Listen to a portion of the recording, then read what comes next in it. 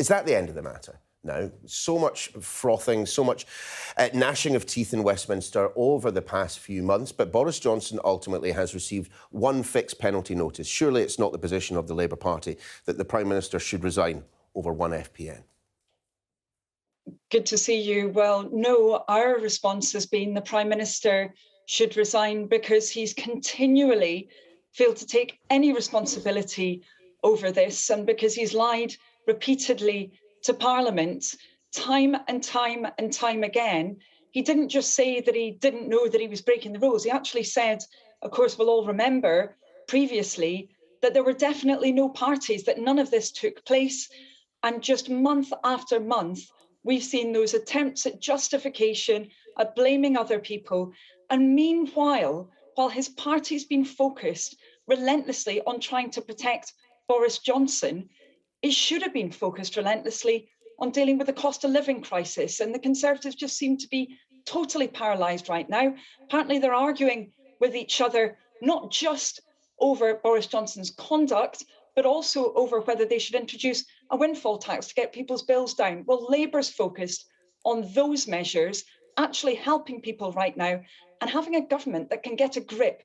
And it's pretty clear that the Conservatives under Boris Johnson simply can't. He does have to go. Sure. And you can continue to make that point. You can continue to push for him to resign. But I'm telling you now, he's not going to resign. He's made that perfectly clear. So I wonder where this goes next. I mean, we are expecting there to be some revelations in the Sue Gray report. But, you know, absent the Prime Minister wearing a hat with happy birthday, holding up a sign saying, I'm at a party, I mean, there isn't going to be a way that you're going to get rid of him. Well, ultimately, we will keep making that call because we need to have a politics that's based on integrity, that actually is a force for good. And I think so many people watching all of this, remembering back to those times, the sacrifices they made, the things they weren't able to do with their relatives, really difficult circumstances during that period, they'll be looking at a situation where Downing Street is the most fined location in all of Britain now. And it is very, very upsetting for them. But as I said, the major consequence of this, and it will continue for as long as Boris Johnson leads the Conservative Party, is that that party seems to be unable to take pretty basic decisions. I mean, Labour's been calling for that windfall tax to get people's bills down for many, many months. We've been calling for VAT to be taken off energy bills again for many months. And yet the Conservatives don't seem to be able to take that very basic decision.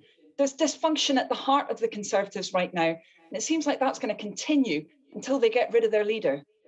I mean, Ms Dodds, anyone who watched any of the coverage that Kay Burley and team produced this week from Wigan can be in little doubt that there is a very significant and serious cost of living crisis that is cutting across society. However, I do wonder if perhaps we're being slightly too gloom and gloom this early in the kind of the economic cycle. The ONS figures out today showing, you know, retail volumes up by 1.2%, dashing expectation from economists. I mean, what do you make of that?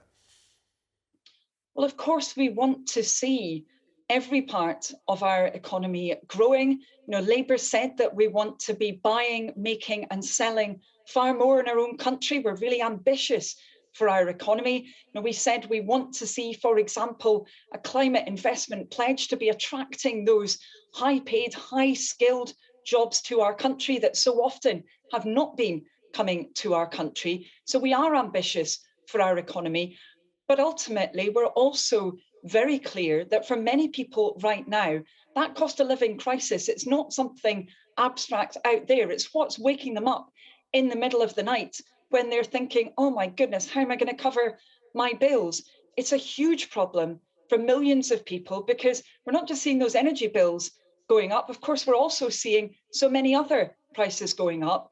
And, you know, just again, I would say, why on earth have we got a government that believes putting national insurance up on working people right now is a way to deal with that cost of living crisis? That's a wrong tax increase at the wrong time. And Labour would scrap that right now because we want to be supporting people in these difficult times. In one breath on the programme this morning, I've been discussing people who are literally making decisions between feeding themselves and feeding their children, putting the heating on, or perhaps not having any food for a couple of days. And then in another breath, reporting on the Sunday Times rich list, we have seen an expansion of the number of billionaires in this country, and Rishi Sunak has made it onto it. Do you think that someone who is on the Sunday Times rich list can be Chancellor whilst we're going through a cost of living crisis? Well, I think he could be if he was willing to take the decisions necessary to support people right now, but he's not been willing. I mean, I think there have been about 7 different opportunities since we were in these circumstances when he could, for example, have put that windfall tax in place, when he could have scrapped VAT on energy, something Labour's called for that would actually be paid for through those inflated VAT receipts. Everything Labour's been calling for has been fully costed, but the Chancellor's refused to put it into practice. And I have to say, I think the clearest example of where his priorities lie is in the fact that the Conservatives have refused to get rid of non-dom status, that status that protects often very wealthy people's wealth from taxation in our country. And yet he's put national insurance up on working people. I think that just tells you all that you need to know about where the Chancellor's priorities lie and where the Conservatives' priorities lie. So is the Labour Party no longer, as Lord Mandelson once said, intensely relaxed about people getting filthy rich?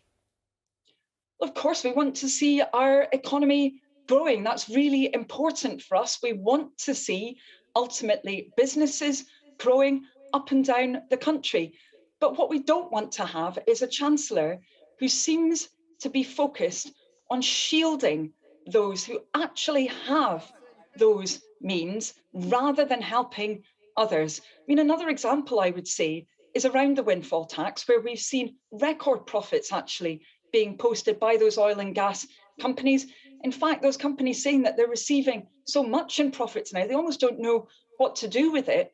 Well, why not use some of that to take money off people's bills? It just doesn't make sense. It's the wrong priorities, and Labour has very, very different priorities. Well, isn't the point that if the Conservatives are going to steal your idea, and certainly Sir Keir Starmer was making that point at PMQs on Wednesday, they're likely to use the windfall tax later on in the year when we've seen prices rise even further?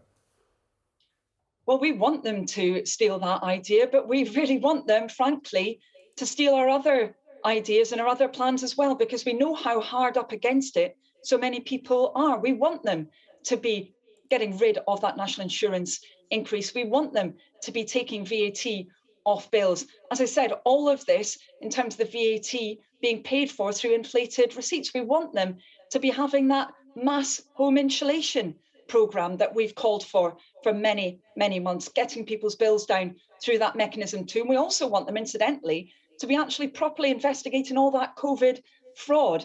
Millions and millions and millions of pounds that could be freed up to reinvest back in support for people. But the Chancellor is saying that he's actually going to write all of that fraud off. If they steal those ideas, quite frankly, both myself and the rest of the Labour Party would be overjoyed, not least our Shadow Chancellor, Rachel Reeves, because we know the difference those plans would make to ordinary people.